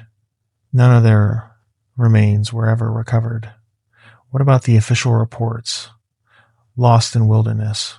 Probable fall. Case closed. Roy shut the notebook. The canyon doesn't return what it takes, Garrett, and the state doesn't acknowledge what the canyon is, so we keep our own records. We warn the new ones. And when they don't listen, we write it down so the next person knows. I sat with that for a while. What's down there, Roy? He put the notebook back in the drawer. He closed the drawer. He looked at me with an expression that I now recognize as the face of a man who has thought about a question for 17 years and arrived at an answer that he wishes he hadn't. I don't know what it is, he said. I know what it does. It draws people in. It shows them things. Things about themselves, about the people they love. True things, painful things. It feeds on something. I don't know if it feeds on fear or grief or the act of seeing, but it feeds. And the flare, the signal, the lure, that's not a tool it uses. I think that's part of its body. I think what you saw rising out of the canyon wasn't a flare at all. I think it was a piece of the thing itself, held up the way an anglerfish holds up its light. It's not signaling for help. It's fishing. An anglerfish. The image lodged in my brain, and it never left. A creature so adapted to the dark that it grows its own light, dangles it above its mouth, and waits for something to swim toward the glow. Except this one didn't live in the ocean. It lived in the vertical dark of an Arizona canyon, and instead of bioluminescence, it used crimson light shaped like a distress flare. And instead of small fish, it baited with human urgency. I worked the rim for 18 more years after that night. I never went down into a canyon after dark again. I logged every flare. I gave every new ranger the speech. Some of them listened. Most of them looked at me the way I'd looked at Dale. I kept my own entries in Roy's notebook after he retired in 2003. I noted every flare, every location, every date. I tried to find a pattern. There wasn't one. The flares appeared in different drainages, different seasons, different conditions. The only consistent variable was darkness. In 2000, 3 years after the incident, something happened that I've never told anyone. Not Karen, not Travis, not Roy. I'm telling it now because I think it matters, and because keeping it inside has cost me something I can't get back. I was doing a routine patrol on a Tuesday morning in April. Broad daylight. Clear sky. Warm. I stopped at mile marker 38 because I always stopped at mile marker 38, the way a person touches a scar without thinking about it. I got out of the truck. I walked to the rim. I looked down. The canyon looked normal. Red rock, green juniper, the dry creek bed winding through the bottom, birds circling. Everything you'd expect. There was a man standing at the bottom of the canyon. I could see him clearly because of my changed vision, the enhanced rod cells, the blown pupils. Normal eyes at that distance, 600 feet of vertical depth, might have registered a shape. I saw detail. I saw his clothes. I saw his posture. I saw his face. He was wearing a ranger uniform, the old style, pre-2000, the uniform I'd worn on the night I went down, and his face was mine. Not a general resemblance, mine. The face I'd had in 1997, 3 years younger, fewer lines. Before the sleeplessness and the bloodwork and the visions had carved themselves into my features, he was looking up at me. He waved. That same wave, slow, casual, neighborly. And then he did something that broke a piece of me that I didn't know could still break. He reached into the breast pocket of the ranger jacket and pulled out a photograph. I couldn't see the photo from that distance, even with my changed eyes. But I didn't need to, because he held it up like he was showing it to me, like a proud parent at a soccer game holding up their phone, and then he turned it around and pressed it against his chest, the way you'd press a keepsake to your heart and his expression changed from the blank, waving mask to something else, something soft, tender, loving. He was mimicking the gesture I'd made that morning, before my shift, in the kitchen. Abby had drawn a picture for me, a crayon drawing of our family, me, Karen, Abby, and Biscuit the dog. She'd written Dad across my chest because she was learning to spell. I'd held it up, looked at it, laughed, pressed it against my chest, and told her it was the best thing I'd ever seen. This had happened at 6:45 a.m., inside my house, with the curtains closed. The thing at the bottom of the canyon had seen it, or had known it, or had plucked it from my mind the way you'd pluck a hair from a coat, and it was showing me that it knew. That the distance between my kitchen table and the canyon floor was not a distance at all. That wherever I was, whatever I was doing, whatever private, intimate, human moment I shared with my family, it was there. Watching, filing, cataloging. I got back in the truck. I drove to the station. I sat at my desk and stared at the wall for 40 minutes. Then I went back to work. That's the part nobody talks about, the ongoing nature of it.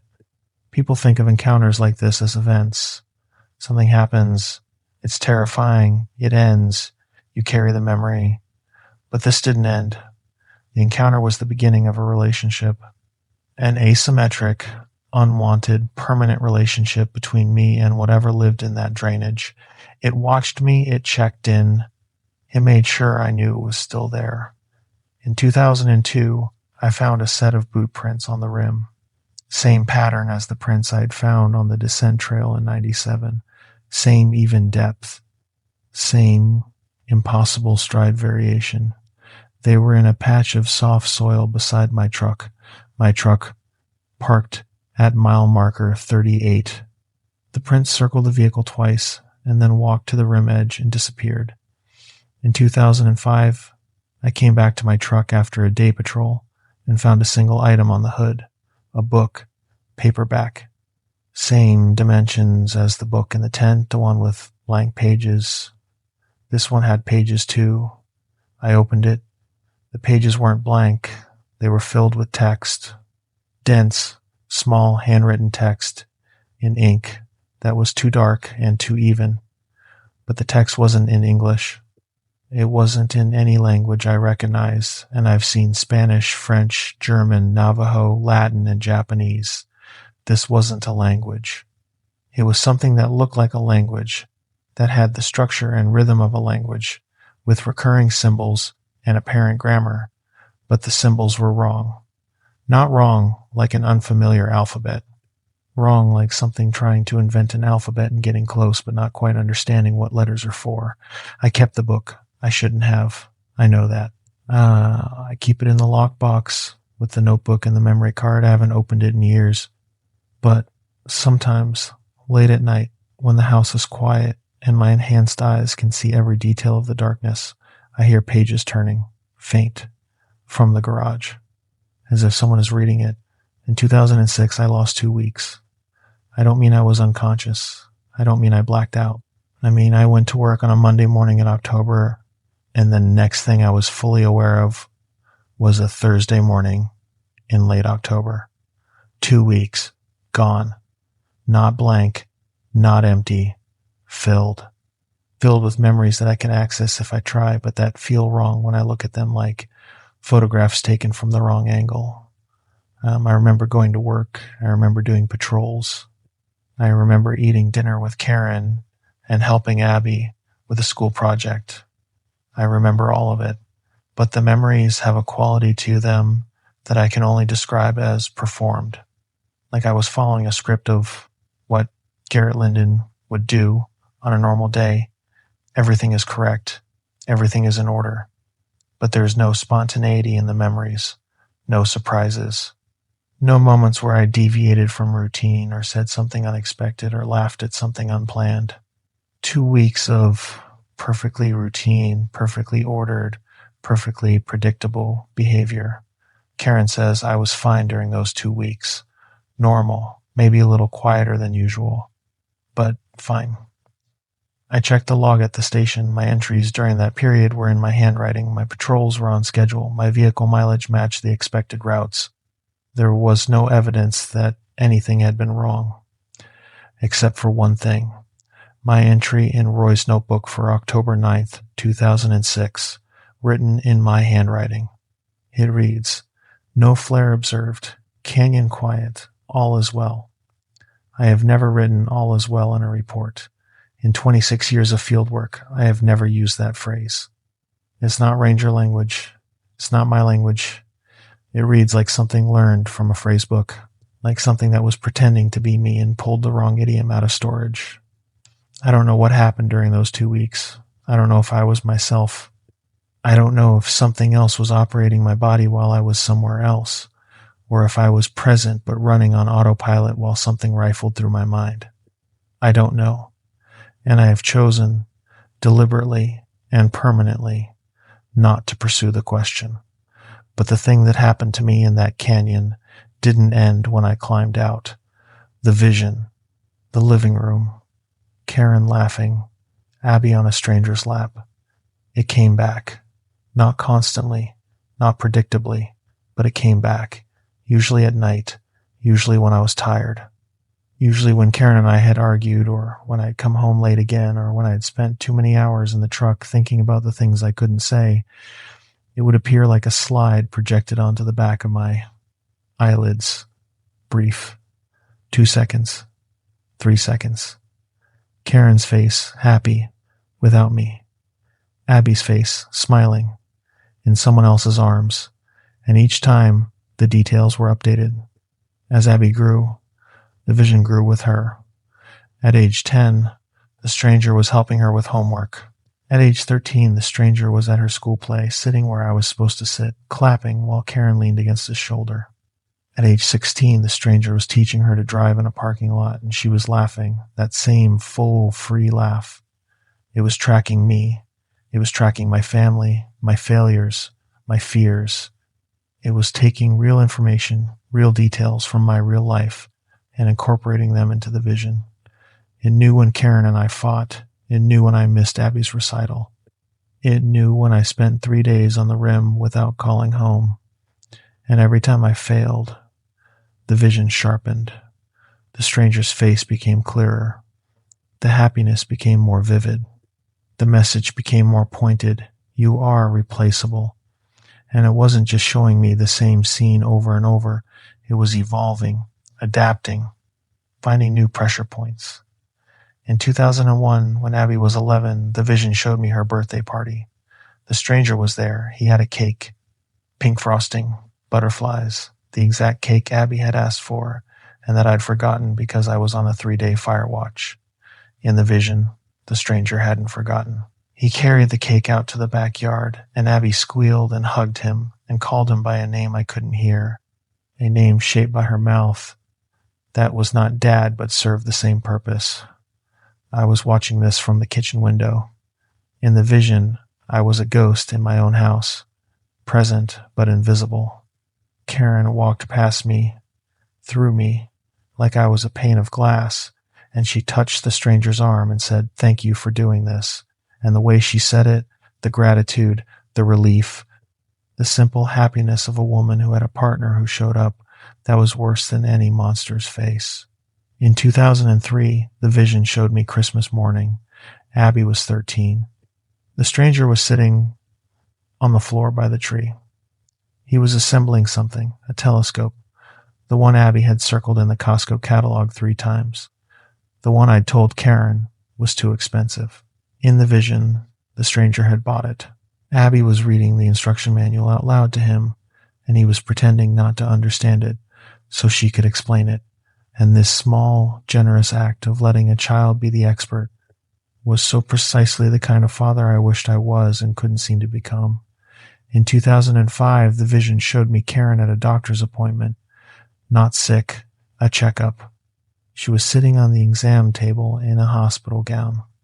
The stranger was in the chair beside her, holding her hand. She was talking about stress levels. The doctor asked if things at home were better.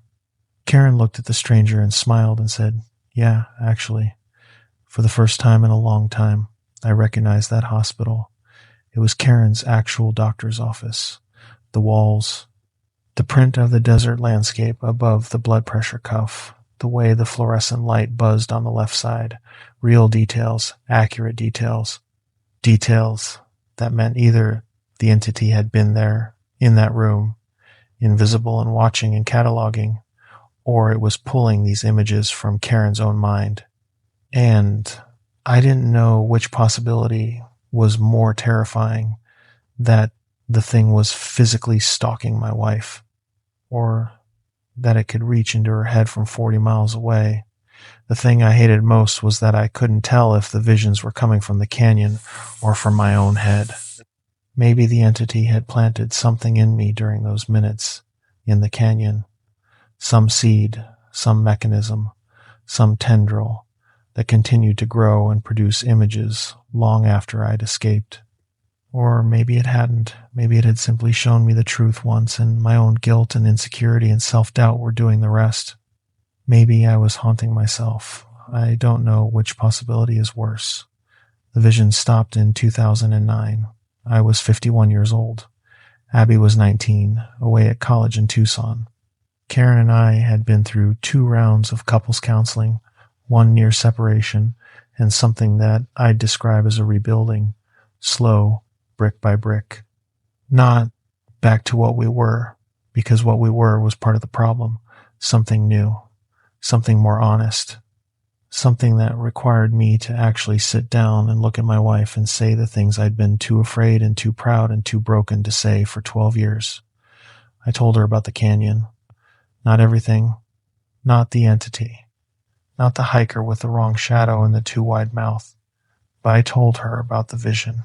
I told her that I'd seen a version of her life without me, and that it had looked better, and that the image had followed me for 12 years, and that I was terrified that it was true. I told her about the stranger on the couch. I told her about the laughter. I told her about Abby on his lap. I told her that every time I failed as a husband, every time I missed a dinner or forgot a birthday or came home at midnight smelling like pine and cold air with nothing to say, the vision got clearer, more detailed, more convincing. I told her that I had spent 12 years competing with a man who didn't exist, trying to prove to no one that I deserved the life I already had, and losing. She listened. She didn't interrupt. She sat across from me at that kitchen table, and she looked at me with an expression I had never seen on her face before. Not anger, not pity, something beyond both. She cried.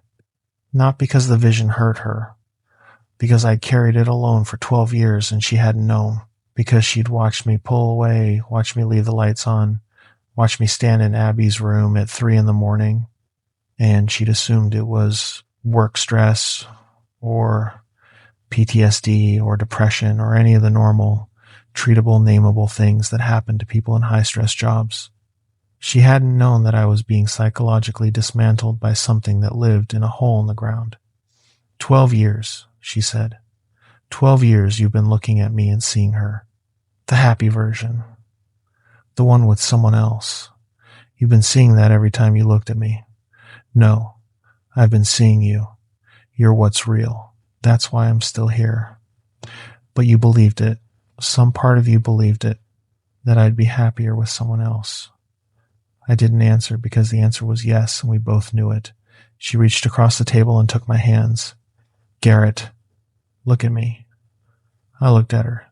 You want to know if I'd be happier with someone who was always home?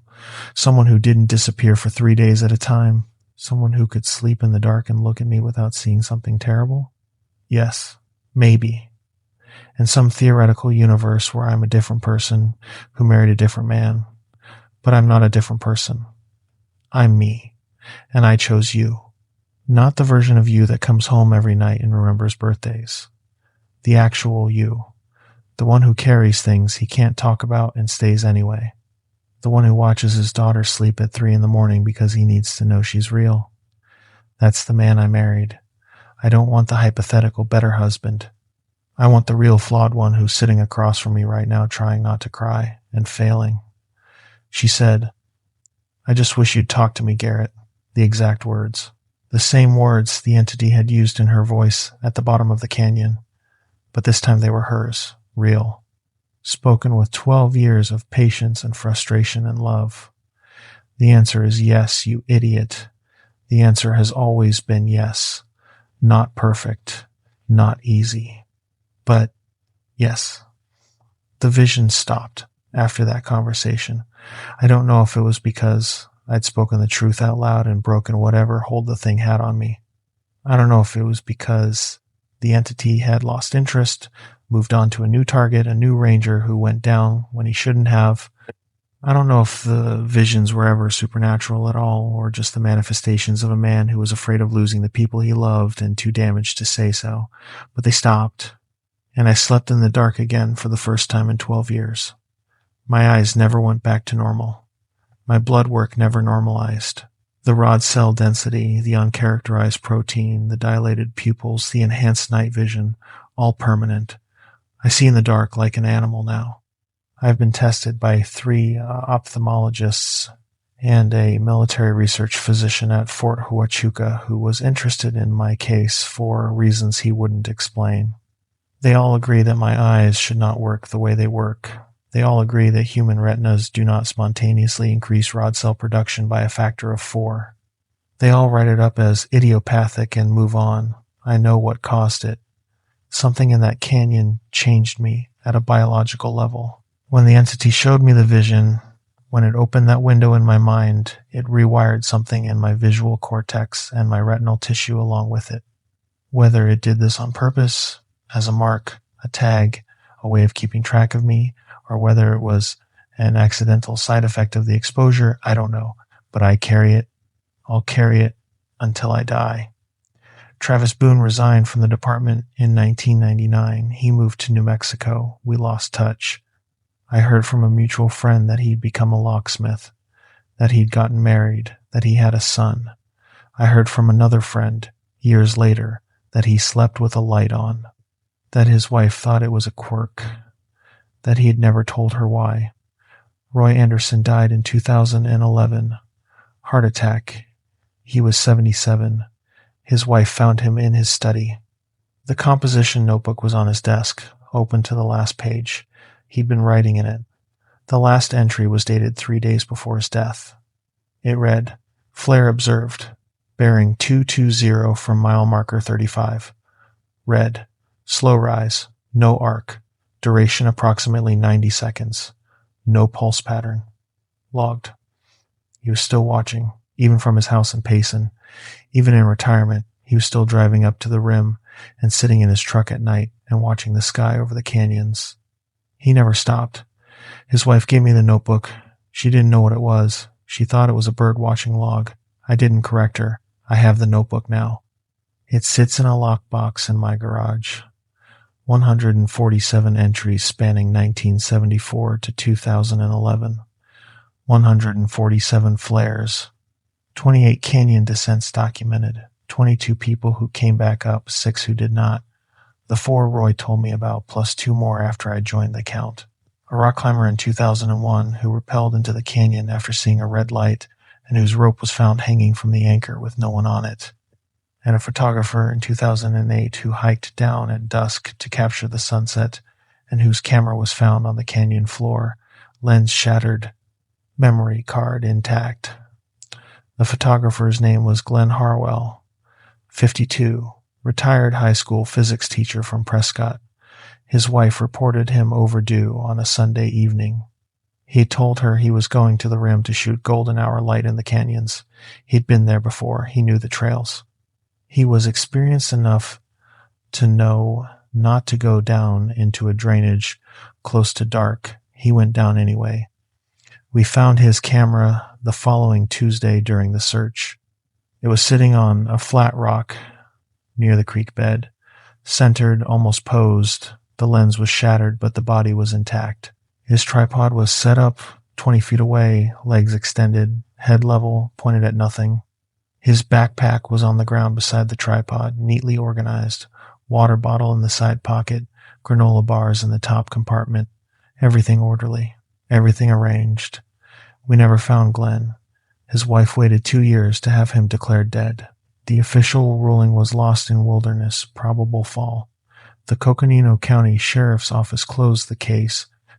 The search area had been limited to the drainage where the camera was found, and the search had been conducted during daylight hours only, because by then the unwritten policy was firmly in place.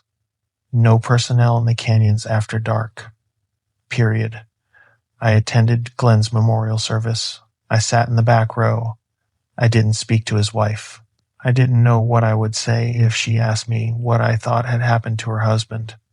I couldn't tell her the truth, and I couldn't tell her the official story, because the official story was a lie, and the truth was worse than anything she'd imagined. The photos on that memory card are why I'm telling this story now. I reviewed the memory card in 2009 after the photographer's family released his personal effects. The police had already reviewed the card and found landscape photos consistent with the stated purpose of the hike. They found 37 photos of the canyon at various exposures. Standard stuff. Wide-angle shots of the red rock walls at sunset. Close-ups of lichen on sandstone. A time-lapse sequence of the shadow line moving across the canyon floor as the sun dropped behind the rim. Good work. The man knew what he was doing with a camera. I found 38. The 38th photo was not in the official evidence review. It was embedded in the metadata of another file, compressed and hidden in a way that I don't fully understand, and that the photographer, a 52-year-old retired teacher who shot on auto mode, almost certainly did not do intentionally. A friend of mine who works in digital forensics extracted it when I asked him to take a second look. He called me at 11 p.m. on a Wednesday, and his voice was wrong. Flat. Careful. The voice of a person who has seen something they need to share but don't want to describe out loud. Garrett, I found something. You need to see it in person. I'm not sending this over a network. I drove to his house. He showed me the image on an air-gapped laptop, a machine with no internet connection and no wireless capability. He had already deleted the extraction software. He had already wiped the tools he'd used to find the file. He showed me the image and we sat together in his kitchen, and neither of us spoke for approximately 5 minutes.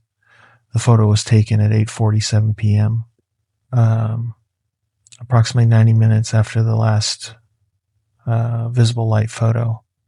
It was shot in near total darkness. The image was mostly black, but in the center of the frame, lit by what appeared to be the camera's own flash or by some light source I cannot identify, there was a figure. It was tall, 8 feet at minimum. It stood on 2 legs, but the legs were proportioned wrong, too long below the knee, the joints bending at angles that suggested an additional articulation, like a leg with 2 knees. The arms hung past the thighs, past the knees, nearly to the ankles. The hands were open, fingers splayed, and there were too many fingers. I counted 7 on the visible hand. It had no face, not blank, not smooth. It had no face the way a river has no floor when it's deep enough. There was darkness where a face should have been, and the darkness had depth, and somewhere in that depth there was a suggestion of features, the way you can almost see shapes in static, but when you focused on them they rearranged and became nothing again. It was looking at the camera. I know it was looking at the camera because its body was oriented directly toward the lens, squared up, shoulders facing forward, head, if you could call it a head, tilted slightly downward at the angle you'd tilt your head to look at something shorter than you. It had positioned itself within the frame with the precision of someone who understood what a camera was and what it meant to be photographed. It was allowing itself to be seen. I stared at that photo for a long time. I stared at it until my enhanced night vision, the gift, or the mark, or the curse that the canyon had given me, resolved details that a normal eye might miss, details in the margins, in the background, in the rock wall behind the entity. There were marks on the rock, lines, etched or carved or somehow pressed into the sandstone. They formed shapes that might have been symbols or might have been language or might have been nothing at all. But one of them, low on the wall, near the ground, at about the height of a kneeling person, was legible. It was a name. The name of the volunteer firefighter from 1979, carved into the rock in letters that were too precise, too uniform, too deliberate to have been made with a tool. Letters that looked like they'd been formed by pressing a finger into the stone the way you'd press a finger into clay. His name on the wall. 40 years after he disappeared. I stopped looking at the photo. I put the memory card in the lockbox with the notebook. I closed the lockbox.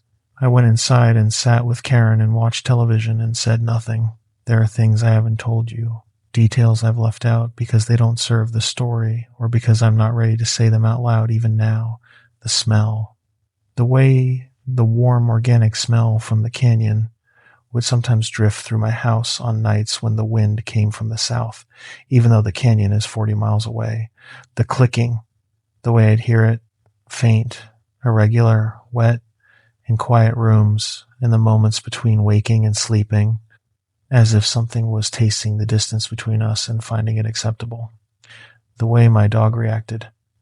Biscuit was a yellow lab, Abby's dog, dumbest, happiest animal you'd ever meet. Afraid of the vacuum cleaner. Chased his own tail into furniture. Loved every person he ever met.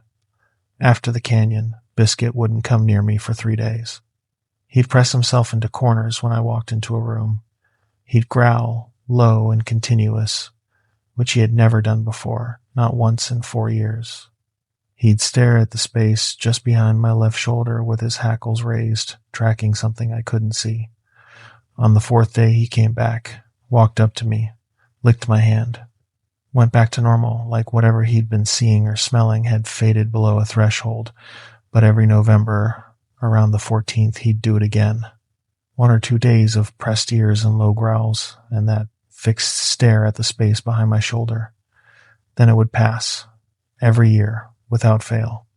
Until he died in 2010, 13 years old, and even on his last day, lying on the vet's table, he turned his head and looked at the space behind my left shoulder and whined, and then he closed his eyes and was gone. The vet said it was the sedative. I know what it was. The time, in 2004, when I was driving the rim road at night, and my headlights caught a figure standing on the shoulder near mile marker 38, my mile marker. The spot where I'd parked on the night I went down. The figure was wearing a Ranger jacket, my jacket, and when my headlights hit it, it turned, and it raised its hand and waved at me. That slow, casual wave, like a neighbor, like an old friend. I drove past at 60 miles an hour and did not look in the rearview mirror. The time in 2007 when Abby came home from her first semester at college and said, casually, over dinner, that she'd been having a recurring dream about a canyon with red walls and a man standing at the bottom waving. She said the man had a nice face, but his arms were too long and it creeped her out.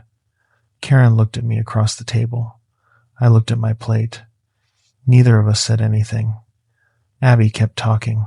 She said the dream always started the same way. She'd be standing on a cliff edge looking down, and the man would be far below her, but she could see him clearly, much more clearly than the distance should allow. He'd wave, and then the dream would shift, and she'd be at the bottom with him, and he'd be showing her things, places, not scary places, beautiful places, canyons she'd never seen, filled with warm red light and rivers of water that ran clear and cold, and trees that were green year-round, and the sky was always sunset colors, orange and gold and soft crimson. He'd show her these places, and she said the overwhelming feeling in the dream was that he was inviting her somewhere, that he wanted her to come with him, like he was showing me a home, she said. Like he was saying, this is where you belong. She laughed about it. She said it was probably just stress from midterms. She ate her dinner and went to bed, and I sat at the kitchen table until 2 a.m. It was reaching for my daughter, not aggressively, not urgently, patiently, the way it did everything, showing her beauty instead of horror, invitation instead of threat, playing a longer game. Grooming her the way a predator grooms prey that it intends to consume years from now, planting the seed, nurturing the curiosity, building the canyon into a place of wonder instead of dread, so that someday, when the time came, when she was hiking or camping or driving past the Mogollon Rim, Some deep-planted impulse would pull her toward the edge. I called Dale Purcell that night. It was the first time I'd called him in 3 years. He was 71. Living in Flagstaff, his voice sounded thin and old. Dale, did anything ever follow you home from the rim? Long silence. What do you mean by follow? I mean, my daughter is dreaming about the canyon, and she's never been there. Longer silence. Get her away from Arizona, Garrett. That's it? That's your advice? My boy dreamed about the canyon for 6 years before he went up there.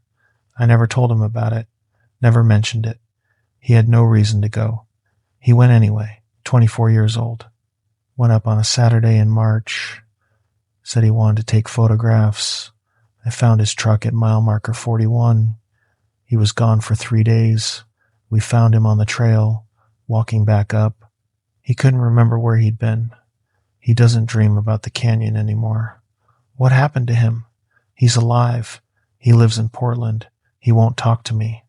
He can't look at the color red without having a panic attack. His wife says he sleeps with the lights on. Dale's voice was shaking.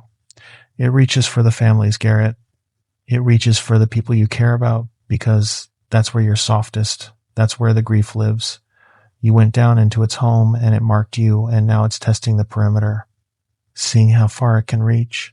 Your daughter, your wife, anyone close to you. They're not targets. They're levers. I sent Abby a telescope for her birthday that year. The exact one from the Costco catalog. The one the stranger in the vision had bought. I don't know why I did it. Maybe I wanted to prove that I could be the father the vision said I couldn't. Maybe I wanted to replace the false version with a real one. She called me crying because she loved it. She said it was the most thoughtful gift I'd ever given her. I didn't tell her that the idea came from a hallucination planted in my brain by something that lives at the bottom of a hole in the ground. I have never taken Abby to the Mogollon Rim. I have never shown her photographs of the canyons. I have never described the entity or the wave or the 2 long arms to anyone in my family. She has no way of knowing these details unless they were given to her. I don't know what that means. I don't want to know what that means. I choose not to investigate what that means, in the same way a person with a lump chooses not to go to the doctor, because knowing would require acting, and acting would require going back to that canyon, and I will not go back to that canyon. I'm telling this story now because I'm 63 and because Roy's notebook needs context, because the 47 envelopes in the bottom drawer of the Mogollon Rim Station are still there, as far as I know, and they're still sealed, and the new Rangers don't know what they are. Because the photographer's memory card sits in my lockbox, and nobody has seen that 38th photo except me and the forensics friend who extracted it, and he won't talk about it. And when I called him last year, his number was disconnected. And he'd moved out of state because 3 weeks ago, for the first time in 14 years, I saw a flare. I was sitting on my back porch in Payson. It was late. Karen was asleep. I was drinking coffee because I still don't sleep well, and I was looking south toward the rim, which you can see from my porch as a dark line on the horizon, slightly higher than the surrounding terrain. The flare rose slow, crimson, no arc, straight up into the dark sky. It reached its apex, and it pulsed 3 times. Short, long, short, and then it faded. I sat there for a long time. The coffee went cold in my hands. The coyotes in the lot behind my house stopped calling. The wind died. Everything went still in that way that I recognize now. That absence of ambient sound that means something is paying attention. But there was something else, something new. My phone, sitting on the arm of the porch chair, lit up. A text message from a number I didn't recognize. No area code. 10 digits that didn't follow standard formatting. The message was one word. Soon. I stared at it. I picked up the phone. I tried to call the number back. Deadline. No ring. No recording. Nothing. I checked the message again. It was gone. Not deleted. Gone. The text thread was empty. My phone showed no record of receiving a message at all. I sat there for another hour. The flare didn't return. The silence held. The next morning, I told Karen I wanted to move. She asked where. I said north, far north, Montana, Alaska, anywhere that the Mogollon Rim was more than a dark line on the horizon. She looked at me for a long time and she said, "It's starting again, isn't it?" I said, "Yes." She said, "Then we move. We put the house on the market last week. We're waiting on an offer. Abby thinks we're downsizing for retirement." Karen knows the truth, or enough of it. I went into the garage before the realtor took photos. I opened the lockbox.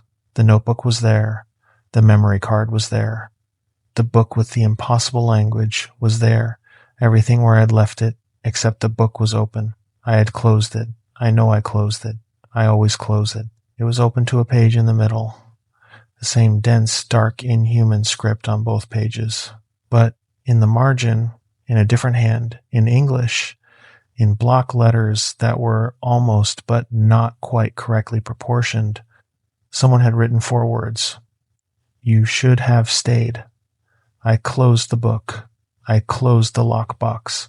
I carried it to my truck. It's in the cab with me now. I'm not leaving it in the house that other people are going to live in. I went inside. I locked the door. I turned on every light in the house. I have not sat on that porch at night since. Here is what I know. I know that something lives in the deep canyons of the Mogollon Rim. I know it has been there longer than the Ranger Service, longer than the state of Arizona, possibly longer than any human habitation of this land. I know it uses light to draw people in. I know it mimics human form. I know it can enter your mind and show you things that are true enough to hurt and false enough to poison. I know it has taken at least 6 people in the time period covered by Roy's notebook, and I suspect the real number is much higher, stretching back into periods when there were no notebooks, and no rangers, and no one counting. I know it marked me. Whatever it did to my eyes, my blood, my vision in the dark, it left a tag. I am cataloged. I am known. And every time I see that slow red light rise over the rim, I know it's not a signal sent into the sky for anyone who might see it. It's for me. The official incident report from November 14th, 1997, case number FR-97-4417, filed with the Arizona Department of Forestry and Fire Management, states that Ranger Garrett Linden responded to a visual signal in the Chevelon South drainage and found no persons or property in distress. The report was reviewed by Captain Roy Anderson and filed without follow-up action. The report is 6 lines long. It says nothing about the campsite, the hiker, the vision, the pursuit, the face, the clicking, the breathing, or the fact that Ranger Linden discharged his sidearm twice and was unable to account for the rounds in his post-shift report. The unofficial report, the one in the envelope in the bottom drawer, is 4 pages. It says everything, but the thing that keeps me up at night, the thing that no report, official or unofficial, will ever capture, is not what happened to me in the canyon. It's what happened after. It's the 12 years of visions. It's my daughter dreaming of long arms. It's the fact that the entity didn't kill me when it had the chance, didn't chase me when it could have caught me, didn't harm me in any physical way. It let me go. And that terrifies me more than anything it could have done, because predators that kill you are operating on instinct. They're hungry. They're territorial. They're reacting. You can understand that. You can prepare for that. You can fight that. But a predator that catches you and opens you up and looks inside and then releases you, not because it couldn't feed, but because keeping you alive and afraid and marked and watching serves its purposes better than consuming you ever could, that is something else. That is intelligence. That is patience. That is a creature playing a game so long and so slow that your entire life is just one move on its board. I am 63 years old. My eyes see in the dark. My blood carries proteins that shouldn't exist. My daughter dreams of canyons she's never visited. And every November, around the 14th, I feel something shift in the back of my mind. That window opens a crack, and through it I can feel the canyon, cold air, pine sap, that warm, wet, organic smell, and clicking, always the clicking. Last week, while packing boxes in the living room for the move, Karen went to the garage to get packing tape. She came back without the tape. She was holding the book, the one from the lockbox, the one written in no language. "Garrett," she said. "This was on the workbench. Open." I didn't open it. I know. There's something written in the margin. In English. I know. She looked at me. She looked at the book. She put it on the kitchen counter, and she said, very quietly, "It says my name."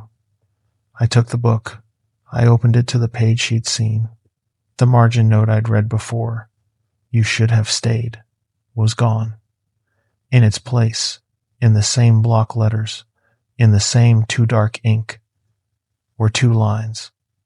Karen Linden, Abigail Linden, our names, our full names, written in the margin of a book that should not exist, by a hand that should not have been in my garage, in a language that frames the only words that matter. I burned the book that night. I took it to the fire pit in the backyard and I burned it, and I watched every page curl and blacken, and I stayed until the ashes were cold, and then I scattered the ashes and hosed down the pit and went inside and locked the door. The next morning, the book was on the workbench, closed, intact, unburned. I put it in the lockbox. I closed the lockbox. I put the lockbox in the truck. The truck is parked in the driveway with the engine off and the doors locked, and I am sitting in my kitchen writing this account, and I am not going to open the lockbox again. We're leaving Payson on Friday. If you hike the Mogollon Rim, stay on the road after dark. If you see a flare rise out of a canyon, any color, any pattern, log it and drive away. Do not descend. Do not investigate. Do not follow the voice. No matter how human it sounds, no matter how desperate, no matter how certain you are that someone is hurt, because something is fishing in the dark down there.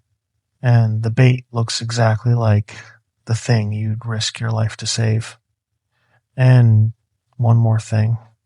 If you're a ranger or a volunteer or a SAR worker or anyone who works the backcountry of Arizona between Woods Canyon and Chevelon Canyon, and you're reading this, I need you to go to the Mogollon Rim Station and open the bottom drawer of the captain's desk. There are envelopes in there, sealed, dated. Some of them are decades old. Read them. Read all of them. And then look at the composition notebook with the black and white marbled cover. Look at the names. Count them. Then ask yourself why nobody has ever connected those names to the missing persons reports filed in Coconino County over the same time period. Ask yourself why the numbers match. Ask yourself why the families never got answers, and why the official reports all say the same thing. Lost in wilderness, probable fall, case closed. The canyon has been feeding for a long time, and someone should know what's down there, even if knowing changes your blood work, your vision, and your ability to sleep in the dark. If you made it to the end of this one, do me a fave.